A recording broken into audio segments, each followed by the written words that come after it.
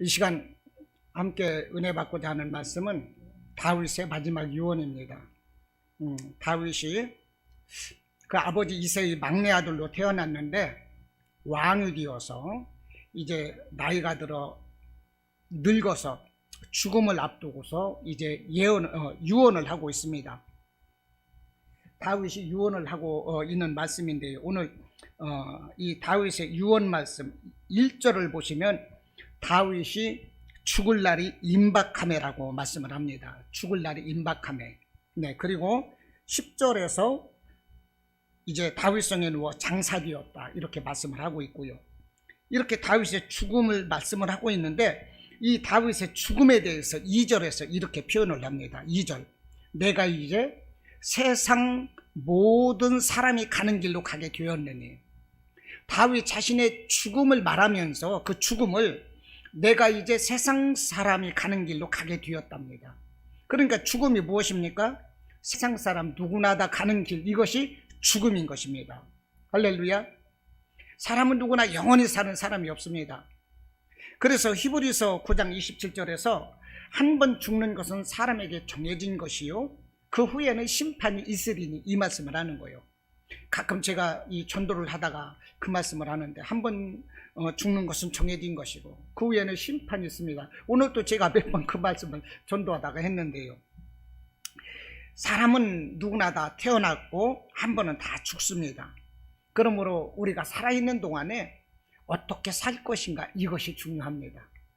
저는 오늘 다윗이 태어나서 아버지의 막내 아들로 태어나서 아버지나 그 형제들 입장에서는 다윗이 왕이 될 것이라고는 생각지도 못했습니다. 그런데 그 아버지의 그 생각, 그 형제들의 생각을 뛰어넘어서 다윗은 왕이 되었어요. 이렇게 왕이 되고 40년 동안 통치하다가 이제 죽을 날이 되었거든요. 사람은 이렇게 태어나서 살다가 이제 한 번은 또 가는 것입니다. 어떻게 살 것인가, 이거 정말 중요해요.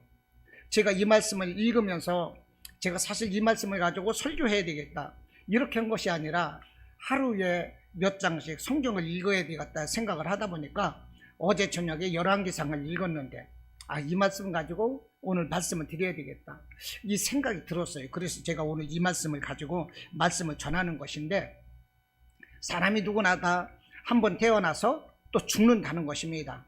그 죽음 앞에서 우리는 떳떳해야 돼요. 죽음이라는 것이 무엇입니까? 하나님 앞에서 심판받는 거거든요. 그래서 자기의 상대로 상급을 받는 것입니다. 믿고 선한 삶을 살았으면 그는 천국에 가게 되는 것이고, 믿지 않고 악한 삶을 살았으면 그는 지옥에 가는 것입니다. 그러므로 우리가 이 세상을 살아가면서 믿음의 삶, 하나님께서 기뻐하시는 그런 삶을 살아야 되는 것입니다. 정도에 따른 삶을 살아야 돼요. 말씀 따른 삶을 살아야 되는 것입니다. 그런데 말씀을 벗어나서 이 세상에서 영원히 살 것처럼 이 세상 것을 위해서 아등바등하면서 편법을 저지르면서 욕심내면서 그렇게 살지 말고 정말 하나님의 자녀답게 섬기면서 감사하면서 정직하게 살자 하는 것입니다. 이렇게 살 때에 하나님은 그를 높이신다는 거예요. 할렐루야. 우리가 높아지고자 할지라도 우리를 높여주시는 분은 하나님이신 것입니다. 할렐루야. 우리가 에스더서를 보면요, 그 와스디 왕후가 어땠습니까? 자기가 자신을 높였어요.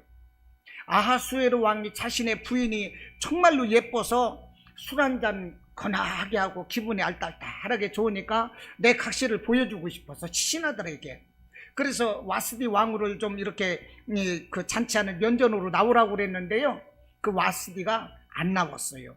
자기를 높이는 거예요. 내가 신하들 앞에서 이 왕후가 나가겠느냐, 자기를 높이는 거예요. 결국 그 와스디가 폐위되고요, 에스더, 이 이스라엘에서 잡혀갔던 그 에스더가 이제 왕비가 되는 것입니다. 우리가 높아지고자 한다고 해서 높아지는 게 아니라 하나님이 높여주실 때 우리가 높여지는 것입니다.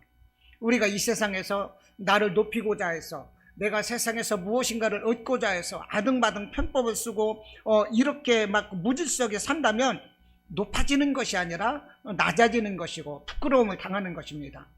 우리는 하나님 앞에서 온전하고 하나님 앞에서 정직하게 살 때에 하나님은 우리를 높여주신다, 이것을 깨달으시기 바랍니다. 시편 15편 1절로 3절에서 이렇게 말씀을 합니다. 여호와여, 주의 장막에 머무를 자 누구 오며 주의 성산에 사는 자 누구 오니까? 정직하게 행하며 공의를 실천하며 그의 마음에 진실을 말하며 그의 혀로 남을 허물하지 아니하고 그의 이웃에게 악을 행하지 아니하며 그의 이웃을 비방하지 아니하며, 그를 하나님이 높여주신다는 것입니다. 그리고 잠언서 11장 20절로 말씀을 합니다. 마음이 굽은 자는 여호와께 미움을 받아도 행위가 온전한 자는 그의 기뻐하심을 받느니라 그랬어요. 여러분, 하나님 앞에 온전한 자, 하나님이 기뻐하시는 그런 삶을 살아야 되는 것입니다. 성경에서 보면 마음이 굽은 자가 누구 있습니까? 구약에서 아간이라는 사람이 있어요. 가룟 유다라는 사람이 있습니다. 아나니와 삽비라 같은 사람들, 우리가 다 잘 알아요. 이 사람들은요, 멸망을 당했습니다. 그러나 하나님 앞에 온전했던 사람, 사무엘, 다윗 같은 사람. 사무엘은요, 작은 나이에 하나님의 이 성전에 가서 선지자 노릇을 하면서 이렇게 살았는데요, 사무엘이 어릴 때 그 어린 사무엘이 하는 말 하나도 땅에 떨어지지 않도록 하나님은 사무엘을 높여주셨다고 이렇게 말을 합니다. 왜 그랬을까요?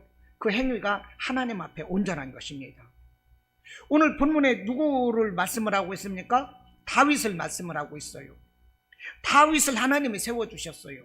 다윗은 그 아버지 이새라든지 그 형제들로부터 저 애는 우리의 막내고 왕이 되리라고는 생각지도 못했던 사람이에요. 이스라엘 중에서 가장 천한 직업이 목동이었습니다. 다윗은요, 그 아버지 양을 치는 자였어요. 그러나 다윗은 언제나 온전했습니다. 아버지의 양을 치기 위해서 자기의 생명을 걸었어요. 형들은요, 아버지 양을 침에 있어서 책임감도 없었습니다. 대충 했습니다.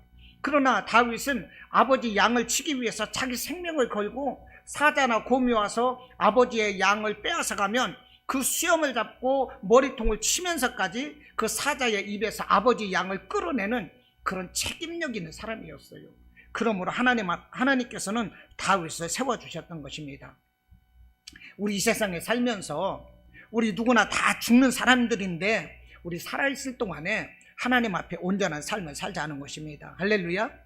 정직하고 하나님 보시기에 정말로 온전한 사람, 세상 사람들 보기에도 저 사람은 그리스도인이야, 이런 삶을 우리가 살아야 한다는 것입니다.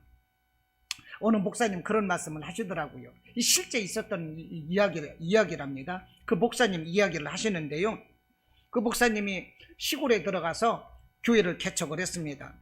그 시골에 가서 개척을 했는데 그 마을에서 김아무개라는 사람이 처음 예수를 믿고 그 가정이 이제 예수를 믿는 한 가정이 되었습니다.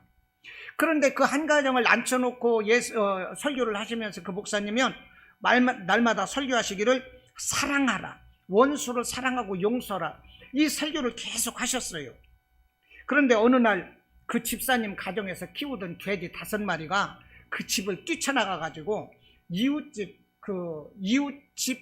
밭에 들어가 가지고요, 그 밭을 막 밟고 뭘 뜯어먹고 그러면서 그 밭을 아주 절단내 놨습니다.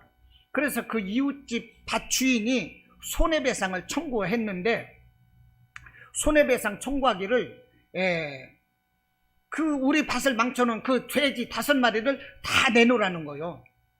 해도 너무한 거 아닙니까? 그래서 그 김아무개 집사가 목사님한테 와가지고, 아니 돼지 5마리가 뛰어나서 그 밭을 짓밟았기로서니 손해배상을 해주겠다고 하는데도 돼지 5마리를 다 내놓으라고 한다. 이걸 어떻게 했으면 좋겠느냐, 싸워야 되느냐 말아야 되느냐. 그래서 그 목사님 말씀하시기를 싸우지 말고 5마리를 다 주어라, 그렇게 말씀을 하셨대요. 그 김아무개 집사는요, 그 돼지 5마리를 주기가 너무나도 억울한 거예요. 너무나도 손해나는 거예요. 그런데도 이 목사님이 말씀을 하셨기 때문에 돼지 5마리를 그 밭주인에게 주었습니다. 그러자 동네 사람들이 그러는 것입니다. 저 밭주인 완전 도둑놈 아니냐고. 어떻게 돼지가 밭을 짓밟았기로서니 돼지 5마리를 다 뺐느냐. 그러면서 김아무개 집사에게 하는 말이, 저 사람 교회 다니더니 완전 바보 됐다고, 또라이 됐다고, 그러면 막 비웃는 거였습니다. 그렇게 하고 나서 한 1년쯤 지났어요. 1년쯤 지났는데 그 옆집에 그 밭 주인이 키우던 소 8마리가 뛰어나가지고요, 이 김아무개 집사의 밭으로 들어와서 그 밭을 또 다 짓밟아 놨어. 그래서 이제 김 집사가 이제 목사님에게 와서 이것을 어떻게 했으면 좋겠습니까? 우리는 5마리를, 돼지 5마리를 물어줬는데 목사님 소 8마리를 다 내놓으라고 할까요? 이렇게 이제 물어보니까 목사님이 하시는 말씀이 받지 말고 그냥 용서해라. 그냥 괜찮다고 용서해라. 그러다 보니까 그 김 집사님은 어이가 없는 거요. 나는 돼지 5마리가 뛰어나서 막 짓밟아갖고 돼지 5마리를 줬는데 아직 그 집 소 8마리가 뛰어나와서 밭을 밟았으니 돼지가 밟는 거 그 이상 가는 거 아니겠어요? 그런데 목사님은 그냥 용서하라는 거예요. 그래서요, 그냥 괜찮다고 용서를 해줬어요. 그랬더니 동네 사람들이 그러는 거예요. 저 사람 완전히 또라이 아니냐고. 어떻게 하나님을 믿어도 옳게 믿어야지 어떻게 저렇게 바보처럼 믿을 수가 있느냐고. 막 그렇게 사람들이 또 비웃는 거예요.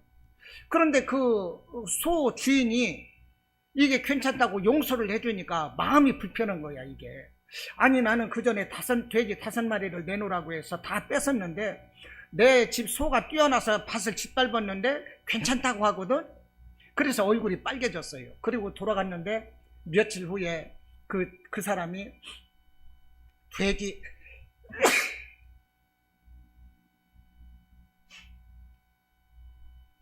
며칠 후에 돼지 15마리를 가지고 그 김집사를 찾아왔어요. 1년 전에 빼앗아 갔던 그 돼지 5마리가 새끼를 낳고 그러면서 15마리가 됐는데 나를 용서했는 이 김집사한테 너무 미안하다고 돼지 15마리를 다 가져온 거예요. 그러니까 김집사는 1년 동안 수고롭게 돼지를 한 번도 키우지 않았는데 1년 만에 15마리가 되는 그런 수익을 얻었다는 것입니다. 그리고 그 동네에서 실제적으로 있었던 얘기인데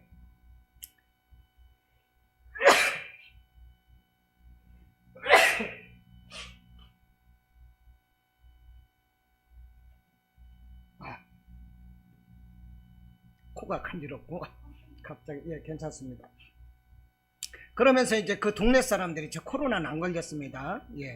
제가 체온을 쟀는데 36.4도입니다. 정확하게. 그래서 동네 사람들이 이 김집사를 보고 다 칭찬을 냈고 이 밭주인 소 주인도 김집사를 칭찬하고 그러면서 동네 사람들이 다 예수를 믿었다는 거예요. 할렐루야. 우리 믿음의 삶이라는 것이 이렇게 정도 있게 살자. 할렐루야. 우리 예수님이 말씀하시는 그 사랑, 우리 예수님이 율법을 사랑으로 완성했다고 하셨거든요. 이웃을 섬기는 사랑, 이거 아니겠습니까? 이웃이 오리를 가달라면 심리를 가지고 속옷 겉옷을 따지지 말고 다 주면 되는 거예요. 한쪽 뺨을 때리면 한쪽 뺨을 또 대주면 되는 거예요. 이것이 사랑인 것입니다. 빛과 소금이 되고 이와 같은 우리 삶을 우리가 살아가야 한다는 것이죠. 자, 이렇게 이제 다윗의 이 죽음에 대해서 우리가 말씀을 나누고 있는데 이 죽음을 앞두고 우리가 어떤 삶을 살 것인가 이것을 한번 생각을 해봤습니다. 우리가 믿는 사람으로서 죽음 앞에서 생각해야 될 것이 있습니다. 제가 2가지를 생각해 봤어요. 하나는 뭐냐? 천국을 준비해야 하는 것입니다.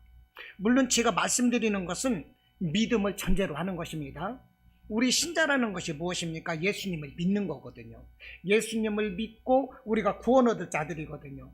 우리가 예수님을 믿고 구원 얻을 자로 우리가 살아가고 있는데 우리의 마음 자세가 어떻게 해야 될 것인가? 첫째는 천국을 준비하여야 한다는 것입니다.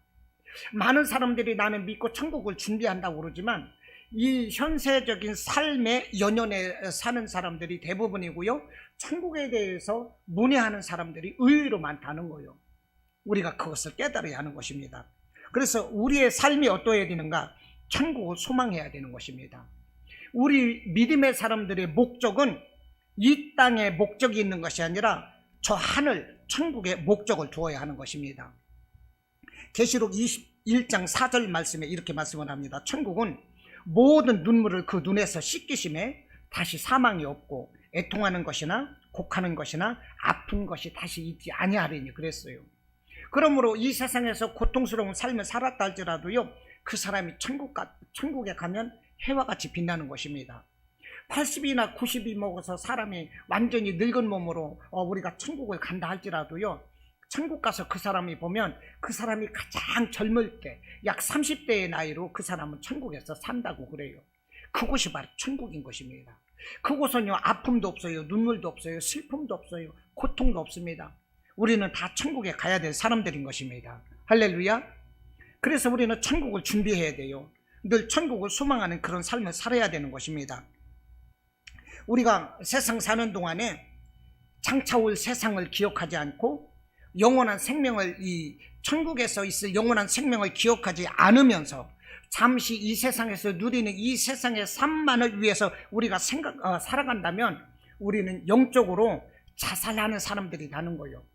천국 없이 사는 사람들, 천국에서 이 꿈이 없이 살아가는 사람들, 이것이 무엇이냐? 영적인 자살과 같다는 것입니다.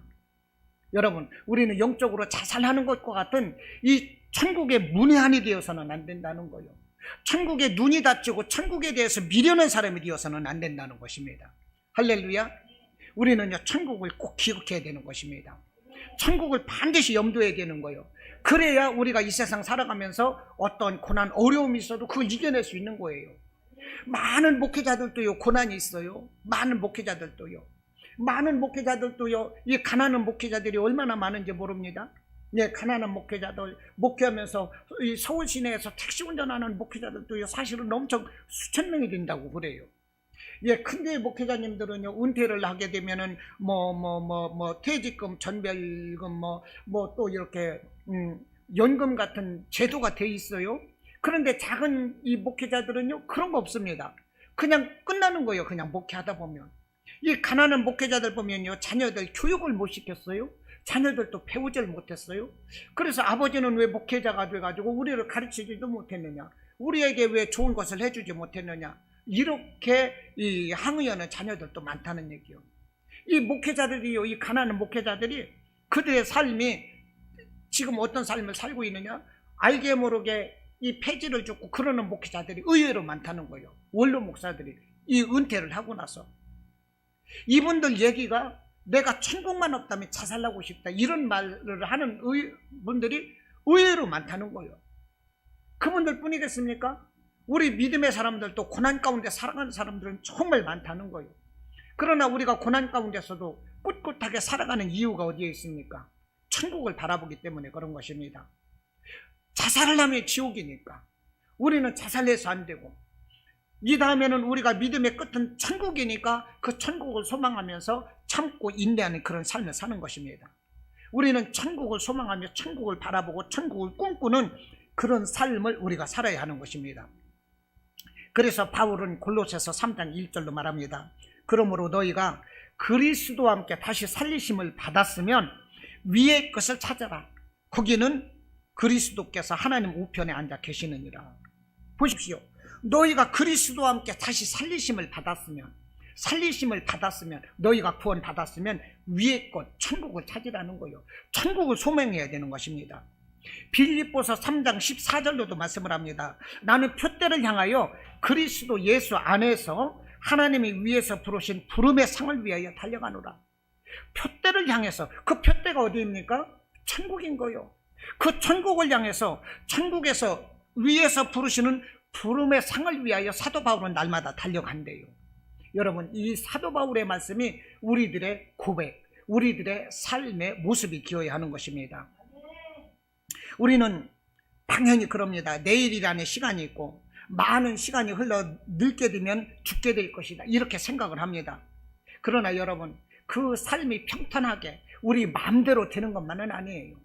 우리가 어차피 내일이라는 시간이 있고 늙으면 죽는 건 마찬가지인데 또 꼭 그렇게 되라는 법이 없더라고요. 저도 얼마 전에 그렇게 전도하고 싶어가지고 우리 후배한테 이 전도를 냈는데, 그 사람은 서울대학교를 나왔어도요, 줄을 잘못 써가지고요, 이 승진을 못했어요. 예, 50한4 정도? 예, 말만 서울대에 나왔지 줄을 완전 잘못 썼어. 머리는 굉장히 좋아. 어느 날부터인가 제가 막 전도하고 싶은 마음이 들어가지고 전도를 했어요.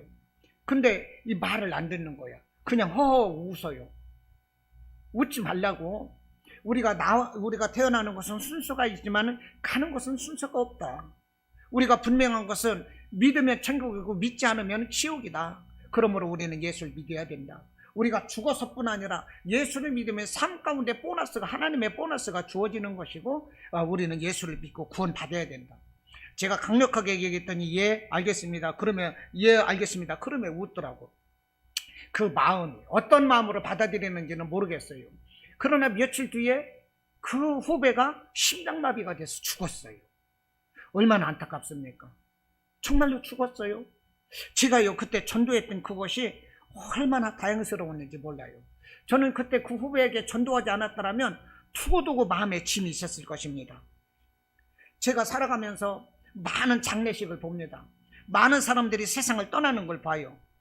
그러면서 안타까운 것은 그 사람이 죽었을 때 좀 더 어저께 얘기했고 더 오래 살 수 있을 거, 더 죽음이라고는 생각지도 못할 사람이 이 죽었을 때, 아니면 세상에 많은 유익을 끼치고 유익한 사람이 죽었을 때 그 사람들의 죽음을 보면서 정말로 안타까운데, 그럴지라도 그가 천국에서 평안히 안식하고 있을 것이다 이렇게 생각하면 얼마나 마음이 감사한지 몰라요. 그 사람이 평소에 살아가면서 예수님을 믿었거든. 그렇기 때문에 비록 안타깝게 일찍 죽었을지라도 그가 죽음으로 인하여 가족에게 슬픔이 되고 아픔이 되고 그럴지라도 그가 하나님 품 안에서 천국에서 평안을 얻을 것이다 이것을 생각하면 얼마나 감사하냐 이것입니다. 비록 그 고인에 대한 감사지만 정말로 내 문제인 것처럼 감사하다니까요. 여러분, 우리는 천국을 소망해야 되는 것입니다. 우리가 천국만 소망할 수 있다면 천국을 꿈꾸고 그 천국을 정말로 내 마음 깊숙이 받아들이고 그런 삶을 산다면 우리는 세상의 어떤 문제 앞에서도요 흔들리지가 않습니다. 사람이 왜 흔들리는 것입니까? 왜 흔들려요? 왜 자꾸 의심나고 왜 자꾸 마음이 막 요지부동 막 그런 것입니까? 믿음이 없어서 그래요. 흔들려서 그런 것입니다. 우리는 정말 흔들림 없는 그런 믿음의 삶, 천국을 소망하는 그런 삶을 우리가 살아야 할 것입니다. 또 두 번째 우리가 생각해야 될 것이 뭐냐, 죽음 앞에서 두 번째 생각해야 될 것이 뭐냐면 심판날을 대비해서 의롭고 떳떳할 수 있는 삶을 살자는 것입니다. 마지막 날에는 심판이 있습니다. 우리 주님이 오시는 날 죽은 자가 먼저 호련히 무덤을 열고 일어나서 주님 앞에 나갑니다. 살아있는 자도 호련히 변화되어서 그때는 휴거가 되는 거예요. 슉 올라가요. 이 만화, 이 영화에서 보면 살아있는 사람이 어떻습니까? 땅에 있는 사람도 호련히 천군 천사와 같은 모습으로 변화되어서 우리가 하늘로 올라가게 되는 거거든요. 그러면서 누구나 다 예수 앞에서 심판을 받는 거예요. 믿는 자는 예수님과 더불어서 영원히 이 천년 왕국을 누리면서 이 심판의 권세를 함께 갖게 되는 것이고요. 믿지 않는 자들은 그때 땅을 치며 통곡하게 되는 것입니다. 여러분, 오늘 요즘에 얼마나 덥습니까? 막 36도, 37도 이렇게 나가지 않습니까? 그런데 지옥은 말할 수가 없는 거예요. 말할 수 없이 고통스러운 이곳이 바로 지옥이라는 것입니다. 하버드 대학교 그 뇌학자가 실제적으로 그 사람이 잠시 죽어가지고요 이 지옥을 갔답니다. 잠시 죽어서 천국과 지옥을 갔다가 죽은 지 12시간 만인가 그 심정지 된 이후에 다시 돌아왔는데, 그분 하시는 말씀이 지옥에 갔는데 어디서 많이 듣던 목소리가 들리더랍니다. 많이 듣던 목소리가 들려가지고서 이게 누구 목소리죠? 그 캄캄한 어디선가 자기 어머니가 자기를 간절하게 부르더라는 거예요. 어머니가 그 사랑하는 아들 이름을 부르면서 나를 구원해줘, 나를 구원해줘, 그 사무치게 부르는 그 어머니의 목소리를 들은 거예요. 그러면서 그 사람이 다시 깨어나서 살아나서 우리가 지옥 가서는 안 되겠다. 그 사람이 누구냐면 뇌의학자인 것입니다. 하버드 대학교에. 천국과 지옥은 여러분 반드시 있습니다. 우리가 하나님 앞에서 심판날이 반드시 있는 것입니다. 할렐루야. 그것을 우리가 대비하고 살아야 되는 거예요. 우리가 천국에 가서 이 천국과 이 이제 주님 앞에 가서 천국에 갈 것인지 지옥에 갈 것인지 이제 심판을 받게 되는 것인데요. 우리가 이 땅에 살면서도 채무 관계가 있습니다. 우리에게 누구에게 돈을 빌렸다든지 그러면 그 빚을 갚아야지. 그 빚을 갚지 않고서는 절대 못 넘어갑니다. 우리에게 누구에게 죄를 지었거나 그러면은 그 죄값을 법적으로 받아야 됩니다. 이 죄값을 받지 않고서는 절대 못 넘어가요. 제가 오늘 이 열왕기상 2장 말씀을 읽으면서 그것을 느꼈습니다. 오늘 이제 그 열왕기상 2장에서 다윗 왕이 죽으면서 자기 아들 솔로몬에게 이제 유언 말씀을 하고 있는 것입니다. 유언 말씀을 하고 있는데 너는 이제 대장부가 되라 이런 말씀을 하면서 하시는 말씀이 5절에서 6절로 이제 다른 사람에 대한 채무 관계를 얘기를 해요. 이렇게 말합니다. 5절로 6절 우리 함께 보십시다. 다윗이 이제 솔로몬에게 하는 거예요. 스루야의 아들 요압이 내게 행한 일 곧 이스라엘 군대의 두 사령관 넬의 아들 아브넬과 예델의 아들 아마사에게 행한 일을 네가 알거니와 그가 그들을 죽여 태평시대에 전쟁의 피를 흘리고 전쟁의 피를 자기 허리에 띤 띠와 발에 신은 신에 묻혔으니 네 지혜대로 행하여 그의 백발이 평안히 스올에 내려가지 못하게 하라 이렇게 말씀을 해요. 이 요약을 하면 요압이 편안히 죽지 못하도록 그를 죽여서 심판하라 그거예요. 그의 백발이 평안히 스올에 내려가지 못하게 하라. 이것은 편안히 죽지 못하게 하라. 그를 죽이라 이 말씀을 하시는 것입니다. 왜 이 말씀을 하느냐면 과거에 이 다윗 왕이 헤브론에서 왕이 되어서 7년이 있었고 예루살렘에서 왕이 되어서 33년을 있으면서 40년 왕을 했는데 이제 그 왕이 되기 이전에 그 사울 왕과 다윗이 서로가 대적간에 있을 때 이때 사울 왕의 총사령관이었던 아브넬 장군이 있었습니다. 아브넬 장군. 그런데 이 아브넬이가 사울 왕의 총사령관이었었는데요. 다윗에게 이 아브넬이 투항을 했습니다. 그러니까 이 아브넬이 다윗이 왕이 될 것이라는 것을 그 수를 알았던 거죠. 그러면서 이제 하나님은 다윗에게 이 나라를 넘겨주실 것이라는 것을 알았겠죠. 그러면서 다윗에게 투항을 했고요. 다윗은 이 아브넬을 아주 신임을 냈고 이 아브넬을 아주 호대했습니다. 아주 그 아브넬과 친한 사이가 되었어요. 그런데 이 다윗 밑에서 총사령관이었던 이 요압이라는 사람, 요압 장군이 시기심이 가득해서 이 아브넬을 쫓아가서 다윗 왕이 모르게 죽여버렸습니다. 이것이 사무엘하 3장 6절로 39절에서 이제 이것이 기록이 되어 있습니다. 다윗은 이것을 기억을 하고 있는 거예요. 그리고 또 하나는 다윗 왕이 이제 아마사라는 이 사람이 있는데요. 이 아마사에게 요압 이 장군을 대신해서 이스라엘의 총사령관이 되도록 이렇게 했는데 요압이 그것을 시기해서 또 다윗 모르게 아마사를 죽여버렸습니다. 그리고 이 아마사에게서 총사령관을 빼앗아 버렸습니다. 이것이 사무엘하 17장에서 이제 17장과 또 사무엘하 20장에서도 이 내용이 기록이 되어 있습니다.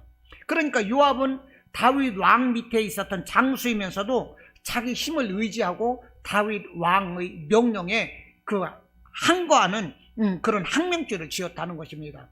그런데 다윗은 왕이었으면서도요 요압을 처벌하지 못했어요. 왜냐하면 요압의 힘이 막강했었기 때문에 왕이면서도 요압의 죄를 눈감아줄 수밖에 없었습니다. 그러나 그 마음속에 언젠가는 저 요압의 죄를 내가 심판할 것이다 라는 그 마음을 가지고 있었겠죠. 그러다가 자기 늙어서 죽을 때 자기 아들 솔로몬이 왕이 되는 그 자리에서 솔로몬에게 말을 하는 것입니다. 너는 지혜로운 자니 네가 어떻게 처신해야 될 것을 네가 알 것이다. 이런 이 아브넬을 죽였고 아마사를 죽였던 이 요압을 늙어서 편안하게 이 백발이 편안히 소울에 내려가지 못하도록 하라. 이거 무엇입니까? 네가 그를 처단해서 그 죄값을 물어서 그의 심판을 물어 죽이라. 이 말씀을 하는 거예요. 그리고 또 8절로 9절에서도 또 무슨 말씀을 하냐면요. 8절과 9절에서도 요약하면 그렇습니다. 베냐민 사람 게라의 아들 시므이에 대해서 말을 합니다. 이 시므이 그는 악독한 말로 나를 저주하였느니라 그러거든요. 그를 무지한 자로 여기지 말고 백발의 피 가운데 세월이 내려가게 하라. 이 시므온에 대해서 하는 말씀이 그거예요. 시므이는 다윗이 그 아들 압살롬이 이 반란을 일으켰을 때 그 압살롬을 피해서 다윗이 도망갈 때에 이 시므이라는 사람은 사울 왕의 친척입니다. 그러다 보니까 네가 사울을 죽이고 왕이 된 그 죗값을 받느니라 그러면서 다윗에게 막 돌을 던지고 다윗을 저주했던 거거든요. 그 시므이의 그 죄를 다윗이 지금 기억을 하고 있는 것입니다. 그 죗값을 그 아들 솔로몬에게 갚으라고 하는 거예요. 우리가 이 땅에 살면서 누구에게 빚을 지면 그 빚을 안 갚을 수 없고 죄를 지면 그 죗값을 법적으로 안 지을 수 없는 것처럼 우리가 하늘나라에서도 우리가 이 심은 대로 거두게 된다는 것을 제가 말씀드리는 거예요. 예, 그리고 또 하나가 있습니다. 오늘 7절을 보면요. 7절은 이제 다윗에게 다윗이 이 칭찬을 말씀을 하고 있는데요. 7절 말씀 이렇게 그럽니다. 바르실레의 아들들에게 은총을 베풀어 그들이 네 상에서 먹는 자 중에 참여하게 하라. 내가 네 형 압살롬의 낯을 피하여 도망할 때에 그들이 내게 나와왔느니라. 무슨 말씀입니까? 요압도 그 죄대로 처리하고 시므이도 그 죄값대로 처리하라 이것입니다. 그런데 바르실레의 아들들은 내게 은총을 주었느니라. 내 아들 압살롬이 반란을 일으켜서 내가 도망갈 때 이 바르실레가 사무엘하 17장에서 보면 침상과 대야와 질그릇 놋그릇 이런 데다가 막 음식을 가져다가 다윗 왕과 함께하는 사람들에게 먹을 음식을 제공을 했고요. 잠자리를 막 제공을 하고 편의를 제공했어요. 그 은혜를 갚으라는 것입니다. 여러분, 우리가 이 땅에 살면서도 채무 관계가 있어요. 우리가 빚진 것은 갚아야 되고 죄진 것은 죄값을 받아야 되는 것입니다. 우리가 하늘나라에서도 그와 같다는 거예요. 우리가 행한 대로 하늘나라에 기록이 된다는 것입니다. 우리가 심은 대로 하나님께 받는다는 거예요. 우리가 악을 행하였으면 하나님께서는 우리가 악한 것을 기록할 것이고요. 우리가 선을 행했다면 하늘나라의 그 상급에도 우리의 선함이 기록된다는 것입니다. 그러므로 우리가 뿌린 대로, 우리가 심은 대로 우리가 받는다는 거예요. 여러분, 우리는 그러므로 기록된 대로 우리가 받는 것이기 때문에 우리는 이 세상에서 무엇을 기록할 것인가, 하늘나라에 우리가 무엇을 기록할 것인가, 우리가 심판받은 그날을 생각하면서 하나님 앞에 떳떳하고 올바른 삶을 살자는 거예요. 할렐루야. 다윗이 지금 늙어서 죽기 전에 요압의 죄를 떠들어내고 있어요. 시므이의 죄도 지금 들추어내고 있어요. 자신에게 의로운 일을 행했던 이 바르실레의 아들들의 은총도 갚으라고 기억을 하고 있어요. 이 땅에서의 삶도 이 상과 벌이 있는데 하물며 하늘에서 우리의 상과 벌은 반드시 있다는 것입니다. 그러므로 우리가 이 땅을 살아갈 때 정말로 하나님 앞에서 변명하지 않는 그런 삶을 살자는 것입니다. 변명하지 않고 떳떳하게 하나님 저 이런 삶을 살았잖아요, 이렇게 말할 수 있는 그런 삶을 살자는 거예요. 할렐루야. 그런 믿음의 삶을 우리가 살아야 되는 것입니다. 너 이 땅에서 왜 그렇게 살고 왔느냐, 왜 그렇게 형편한 짓을 행했느냐, 왜 그렇게 게을렀느냐, 그러면 뭐라고 하겠어요? 할 말이 없잖아요. 뭐라고 하겠냐고. 지금 요압의 일도 기록이 되고 시므이의 일도 기록이 되었어요. 이 사람들은 이 세상에서 악한 것으로 기록된 사람인 것입니다. 우리가 하늘나라에서 요압과 같은 모습으로 시므이와 같은 모습으로 기록되어서는 안 된다는 거예요. 우리가 하늘나라에서 기록될 때는 바르실레의 아들들처럼 우리의 모습이 기록되자 하는 것입니다. 할렐루야. 그런 이 하늘에서 정말로 기쁨이 되고 상급이 될 수 있는, 면류관이 될 수 있는 그런 삶을 우리가 살자는 것입니다. 제가요, 비가 와가지고 제가 산에를 못 갔어요. 주일날부터 그 뒤로 산에를 못 갔습니다. 그러면서 집에서도 제가 기도를 해요. 어제는 제가 집에서 이제 밤에 3시간을 기도하고 잠을 잤습니다. 기도할 때마다 항상 하나님, 좀 이렇게 성령께서는 내 안에 계시는데 기도하면서도 내 안에 계신 성령이 아닌 것 같고 멀리 그냥 계신 성령님 것 같고 답답할 때가 참 많이 있거든요. 기도하고 나서도 그래요. 하나님, 내가 기도하면서도 내가 주님이 내 안에 계신 것을 내가 깨닫지 못하고 그럴 때가 너무나도 많거든요. 물론 기도하면서도 하나님이 은혜를 막 주시면 하나님이 함께 하시네, 그랬다가도 또 금방 답답해지고, 어제도 그러면서 이제 어쨌든 3시간을 기도하고 잠을 잤어요. 잠을 자면서 기대를 하는 것입니다. 하나님께서는 나에게 무슨 응답을 해주실까? 혹여라도 내가 잠잘 때 나를 부르시면서 나를 쓰다듬어 주실까? 어떤 말씀을 주실까? 그런 기대를 하며 자거든요. 근데 어제 밤에는요, 제가 꿈을 깼는데, 잠을 잤는데, 잠 자고 일어나서 보니까 제가 꿈을 꾸었어요. 제가 꿈을 꾸었어요. 근데 그 꿈을 가만히 생각해 보니까 저를 책망하시는 꿈 같아요. 저는 정말 제 나름대로 부지런히 살고 있다고 생각을 하고 있거든요. 직장에 가지요, 교회 오지요, 수금 예배도 드리지요, 나름대로 하나님 앞에 정말로 제 나름대로 제 하려고 하지요. 이렇게 하려고 나름대로 전도도 하려고 하고 있고, 제가 새벽 예배 못 드리는 그것은 정말 내가 부끄럽지만은 그 대신에 내가 산에 가서 기도도 하려고 하고 있고, 정말 저는요, 이 알람 시계를 맞춰놓는 것처럼 정말 그런 삶이 거짓말 아니에요. 바쁘게 살고 있어요. 정말 부지런하게 살고 있습니다.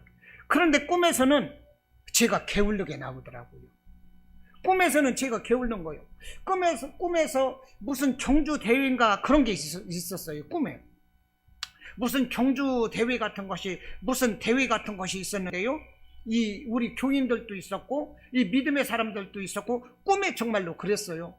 그래서 내가 선수로 나가면은 내가 거기에서 막 상을 타고 할 것처럼 이 꿈에서도 내가 부풀어 있더라고.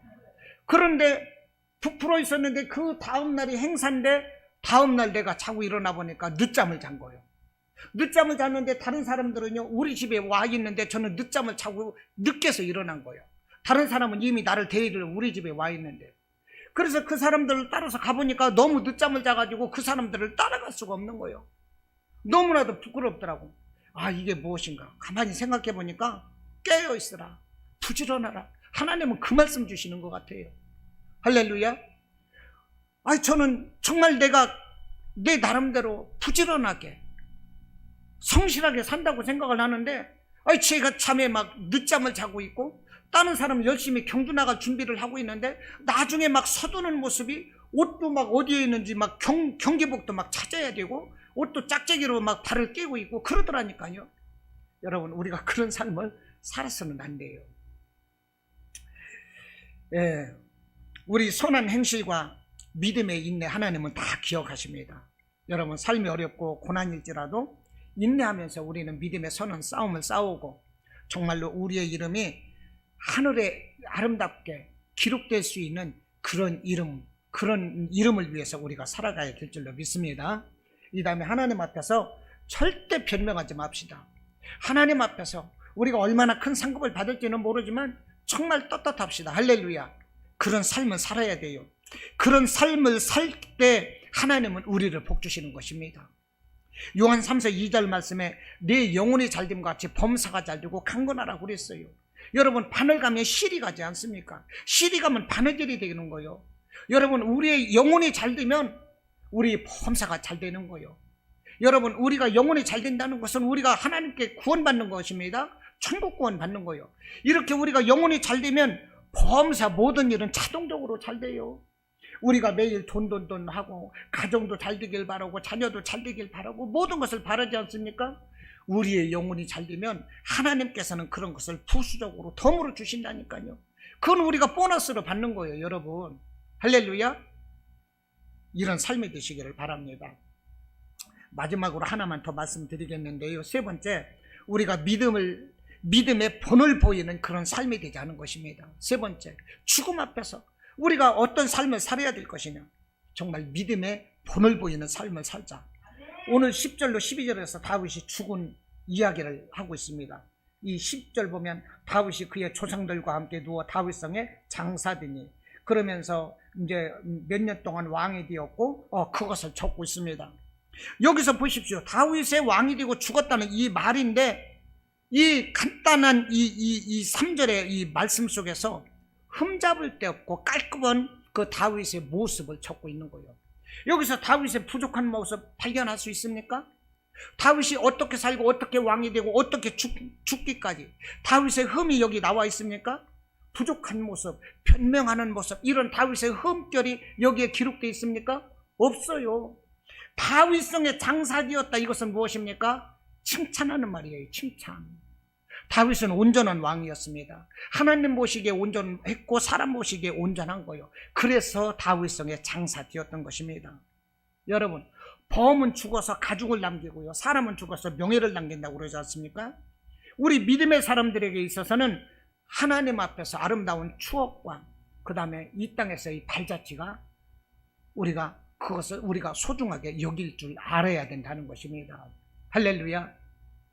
제가요, 여기서 먼저 번에 목회하시던 소풍가는 교회 목사님, 이 송동식 목사님이 있습니다. 그 목사님이 이 문자를 가끔 보내주시는데, 오늘 그런 문자를 보냈더라고. 그 치유섭의 명상록을 보니까요, 그 치유섭 씨가 쓴 글에 이런 게 있어요. 일에 정직한 것을 성실이라고 그러고, 이웃에게 정직한 것을 사랑이라고 한답니다. 진리에 정직한 것을 정의라고 하고, 아내나 남편에게 정직한 것을 정절이라고 그러고, 하나님께 정직한 것을 믿음이라고 그런데요. 여러분, 이것을 다 이 정직이라고 말을 했더라고요. 일에 있어서 정직하고, 이웃에게 정직하고, 진리에 있어서 정직하고, 아내나 남편 부부간에 정직하고, 하나님 앞에 정직하고, 이런 정직한 모습으로 우리가 살아가야 되겠다는 것입니다. 할렐루야. 이것이 다윗과 같은 삶 아니겠어요? 다윗은 언제나 하나님 앞에서 정직했어요. 사람 앞에서도 정직했어요. 하나님은 정직한 자를 들어서 쓰시는 것입니다. 우리가 이런 모습으로 살아갈 때 때로는 실패할지라도 우리는 떳떳할 수가 있습니다. 다윗도 그랬거든요. 우리가 부족할지라도 우리는 정직한 삶을 살자. 죽음 앞에서 세상 것으로 인하여 부끄러운 모습을 나타내는 것이 아니라 정말로 하나님 이 믿음 안에서 담대한 삶, 떳떳한 삶, 이런 성실하고 정직한 삶을 살자 하는 것입니다. 이와 같은 성도 여러분이 되시기를 주님의 이름으로 축원합니다. 아멘.